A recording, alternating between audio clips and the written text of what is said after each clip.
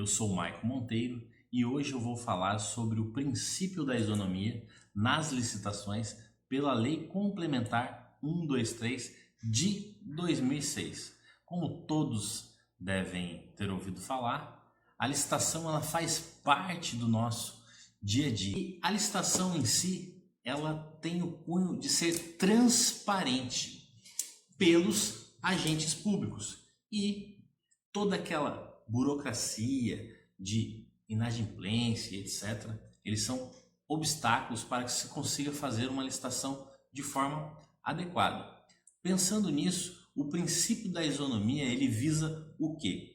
Justamente fazer com que as pequenas empresas e as empresas de médio porte possam concorrer com outras empresas maiores e assim haja uma oxigenação do mercado.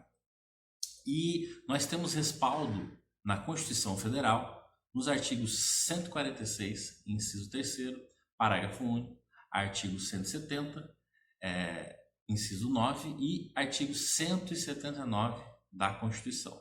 Quem quiser aprofundar no assunto é bom dar mais uma olhadinha. E assim, só para ser bem sucinto, nós temos que o Estado ele tem que contratar. As autarquias, entes públicos, têm que contratar. Então, é preciso fazer a licitação quando se quer uma autarquia, uma sociedade mais transparente.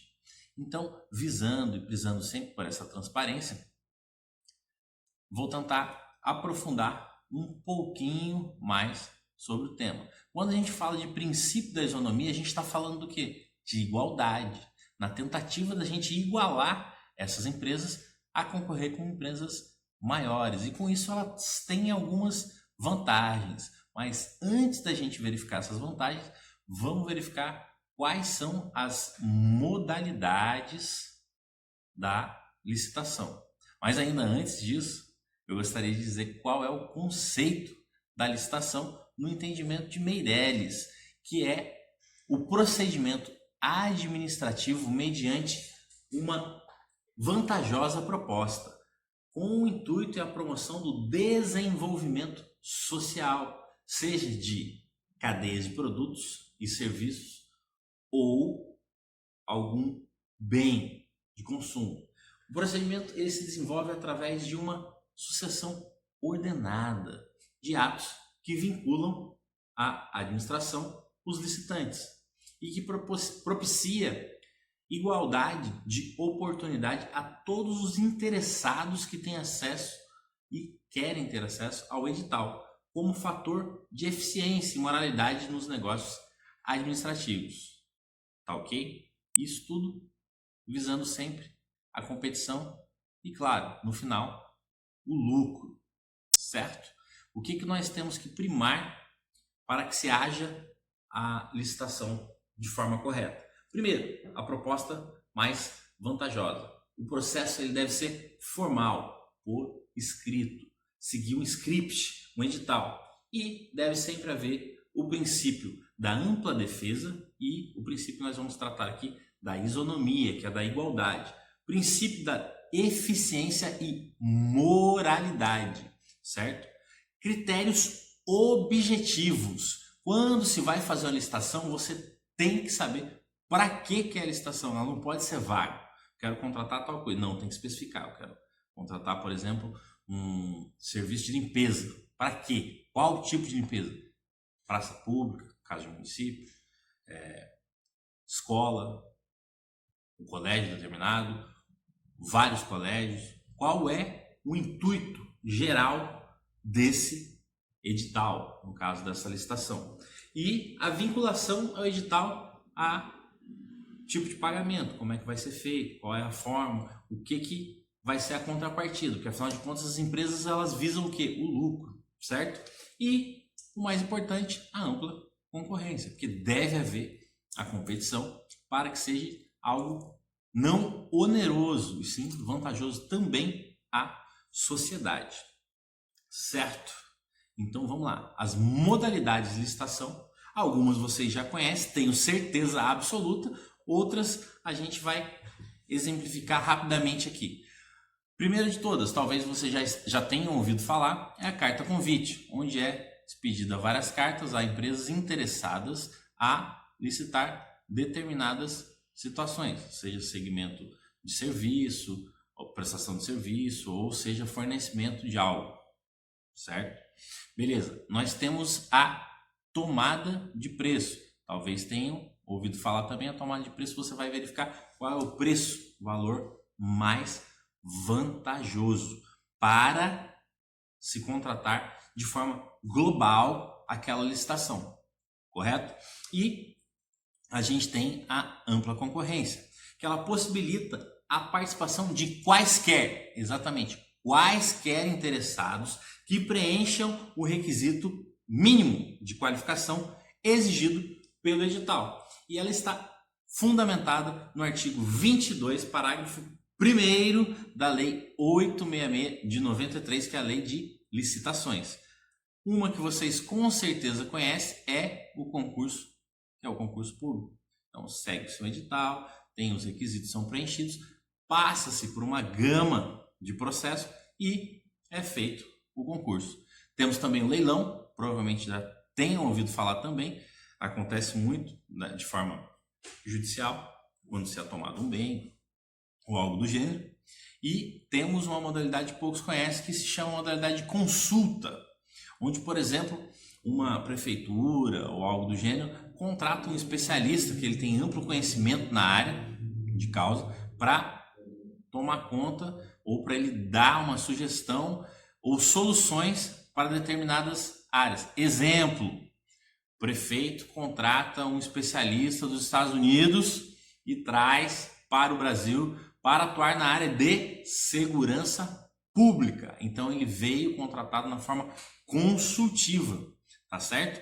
E a gente tem a outra modalidade, que é a modalidade do pregão. Muitos também devem ter ouvido falar, pregão eletrônico, etc. Que você pode concorrer a diversos itens de qualquer valor e nem sempre você ganha todos os itens. Você concorre e o que vai valer é o menor preço. Qual a diferença dele para os outros? A diferença é que são invertidas as formas e os procedimentos dele. Porque primeiro é aberto a proposta de preço e depois é verificado a habilitação dele, se está correta, se está ok a documentação, e ele finaliza concorrendo, finalizando a licitação. Mas a ideia aí é sempre preço.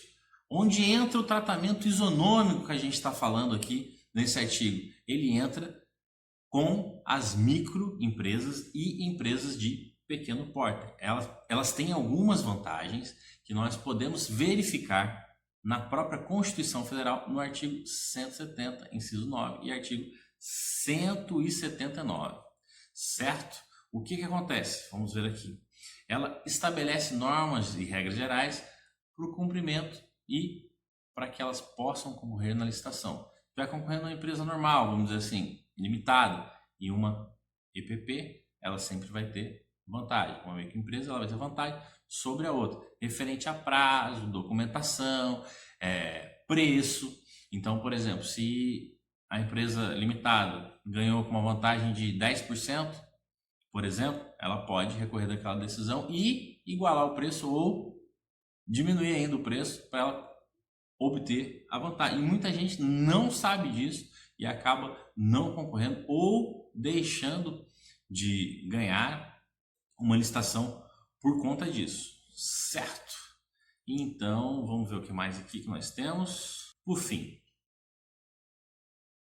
sempre em casos de licitações, mais vantajoso se contratar com as empresas, microempresas e empresas de pequeno porte. Por quê? Seria para livre concorrência do mercado e sempre verificando a capacidade dessas empresas de fornecimento desses materiais, para que não haja uma concorrência desleal.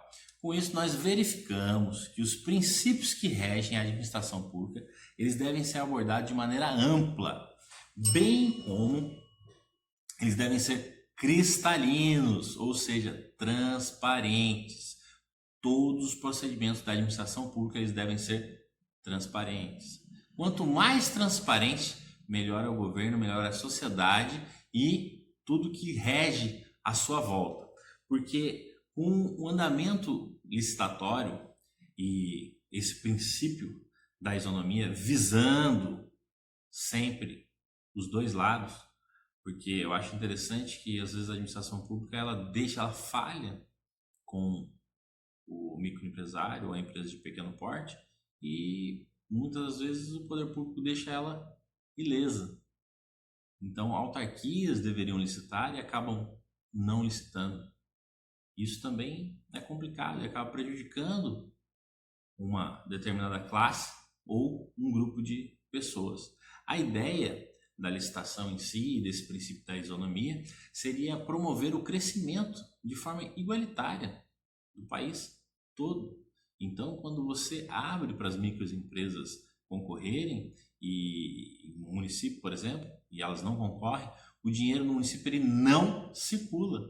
E aí vem empresas de fora, de outros municípios, de outros locais, e acabam fornecendo para a prefeitura. Mas tudo isso ocorre também porque essas microempresas elas não sabem o poder que ela tem e as vantagens que ela tem para poder concorrer numa licitação. E essa é a diferença dela que deve ser empregada. E assim, é tudo respaldado constitucionalmente. E eu acredito que quando essa lei foi formulada, eles se preocupou em estabelecer um parâmetro de garantias para que todos que se encontram em situação desfavorecida possam equilibrar a balança, justamente a balança comercial, porque o poder emana do povo e para que isso ocorra, o povo precisa ter conhecimento de como as leis funcionam, para que elas possam concorrer de forma igualitária. Tá ok? Espero que vocês tenham gostado do artigo e até a próxima.